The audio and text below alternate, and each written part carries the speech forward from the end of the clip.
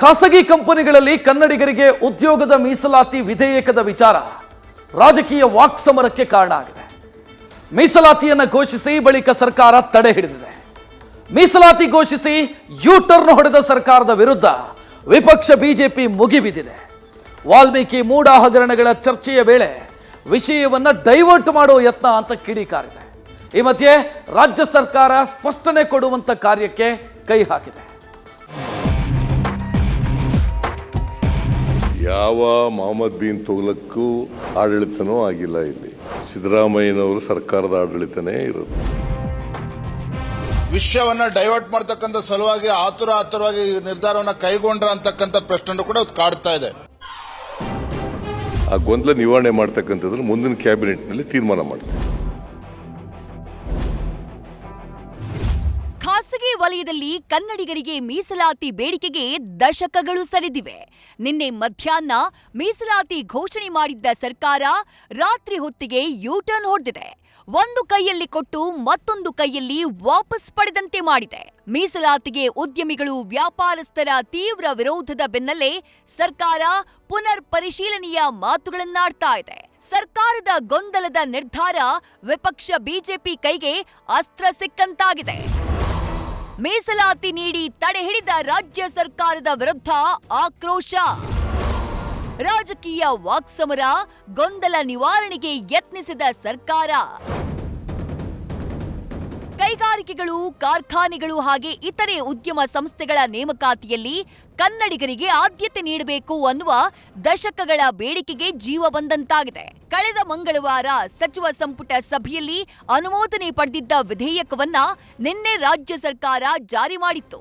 ಖಾಸಗಿ ರಂಗದಲ್ಲಿ ಭಾರೀ ವಿರೋಧ ವ್ಯಕ್ತವಾದ ಬೆನ್ನಲ್ಲೇ ಶೇಕ್ ಆದ ಸರ್ಕಾರ ಯೂ-ಟರ್ನ್ ಹೊಡೆದಿದೆ. ಮತ್ತೊಮ್ಮೆ ಚರ್ಚಿಸಿ ನಿರ್ಧರಿಸುವುದಾಗಿ ರಾಗ ಹಾಡಿದೆ. ವಿಪಕ್ಷಗಳ ಆಕ್ರೋಶದ ಬೆನ್ನಲ್ಲೇ ಗೊಂದಲ ನಿವಾರಿಸುವ ಯತ್ನ ನಡೆಸ್ತಾ ಇದೆ.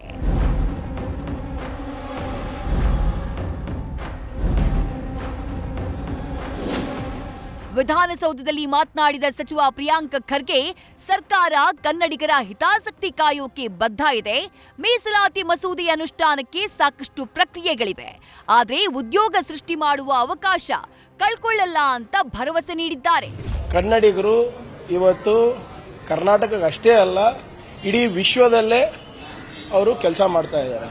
ನಮ್ಮ ಮಾನವ ಸಂಪನ್ಮೂಲ ಏನಿದೆ, ಅಮೆರಿಕನಲ್ಲಿರ್ಬೋದು, ಯುರೋಪ್ನಲ್ಲಿರ್ಬೋದು, ಮಿಡ್ಲ್ ಈಸ್ಟಲ್ಲಿರ್ಬೋದು ಮತ್ತು ಏಷ್ಯಾ ಪೆಸಿಫಿಕ್ ರೀಜನ್ನಲ್ಲೂ ಕೂಡ ಭಾಳ ಡಿಮಾಂಡ್ ಇದೆ. ಅದಕ್ಕೆ ತಕ್ಕಂಗೆ ನಾವು ಅವರಿಗೆ ಉದ್ಯಮಶೀಲತೆ ಕೊಡ್ತಾ ಇದ್ದೀವಿ. ಒಂದು ವಿಶೇಷವಾದಂಥ ಒಂದು ಸ್ಕಿಲ್ ಡೆವಲಪ್ಮೆಂಟ್ ಪ್ರೋಗ್ರಾಮ್ ಕೂಡ ಅವರಿಗೆ ನಮ್ಮ ಇಂಡಸ್ಟ್ರಿ ಸೆಕ್ಟರ್ನಲ್ಲಿ ಮತ್ತು IT ಸೆಕ್ಟರ್ನಲ್ಲಿ ಕೊಡುವಂಥ ಯೋಜನೆ ಕೂಡ ನಾವು ಹಾಕೊಂಡಿದ್ದೀವಿ. ನೋಡಿ, it is a draft bill. ಇಲ್ಲ ಒಂದು ನಿಮಿಷ ನೋಡಿ, ಕ್ಯಾಬಿನೆಟ್ನಲ್ಲಿ ಡ್ರಾಫ್ಟ್ ಬಿಲ್ ಅಪ್ರೂವ್ ಆಗೋಕ್ಕಾಗೋದಿಲ್ಲ. ಬಿಲ್ ಅಪ್ರೂವ್ ಆಗೋದು ಸದನದಲ್ಲೇ. ಡ್ರಾಫ್ಟ್ ಬಂದಾಗ ಏನಾಗುತ್ತೆ, ಮತ್ತೆ ಅದಕ್ಕೆ ರೂಲ್ಸ್ ಫ್ರೇಮ್ ಆಗಬೇಕು ಅಂದರೆ ಎಲ್ಲ ಡಿಪಾರ್ಟ್ಮೆಂಟಿಗೆ ಕನ್ಸಲ್ಟೇಷನ್ ಮಾಡಬೇಕು, ಲೀಗಲ್ ಆಗಿ ನಾವು ನೋಡಬೇಕಾಗುತ್ತೆ.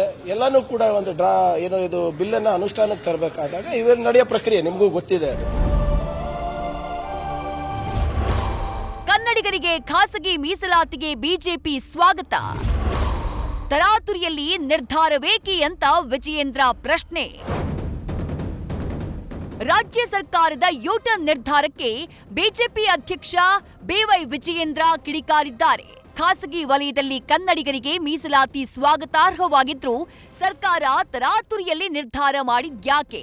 ಹಗರಣಗಳನ್ನ ಮುಚ್ಚಿಹಾಕೋಕೆ ಗಮನ ಬೇರೆಡೆ ಸೆಳೆಯುವ ಯತ್ನ ನಡೆಸಿದ್ರ ಅಂತ ಪ್ರಶ್ನಿಸಿದ್ದಾರೆ. ರಾಜ್ಯದಲ್ಲಿ ಇವತ್ತು ವಾಲ್ಮೀಕಿ ಅಭಿವೃದ್ಧಿ ನಿಗಮದ ವಿರುದ್ಧ ಒಂದು ಹಗರಣ ನಡೆದಿದೆ, ಮತ್ತೊಂದು ಕಡೆ ಮೂಡ ಹಗರಣ.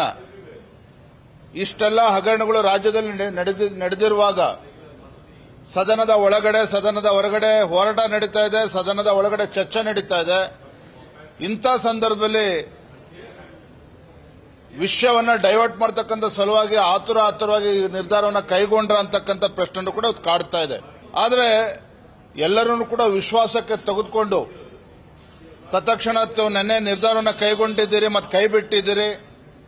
ತತ್ಕ್ಷಣ ಇದ್ರ ಬಗ್ಗೆ ಚರ್ಚೆ ಮಾಡಿ ಎಲ್ಲರನ್ನೂ ಕೂಡ ವಿಶ್ವಾಸಕ್ಕೆ ತೆಗೆದುಕೊಂಡು ಕನ್ನಡಿಗರ ಪರವಾಗಿ ಒಂದು ಸೂಕ್ತ ತೀರ್ಮಾನವನ್ನ ಮಾಡಬೇಕು, ತತ್ಕ್ಷಣ ಮಾಡಬೇಕು ಅನ್ನೋ ಆಗ್ರಹವನ್ನು ಕೂಡ ಮಾಡ್ತಾ ಇದ್ದಾನೆ.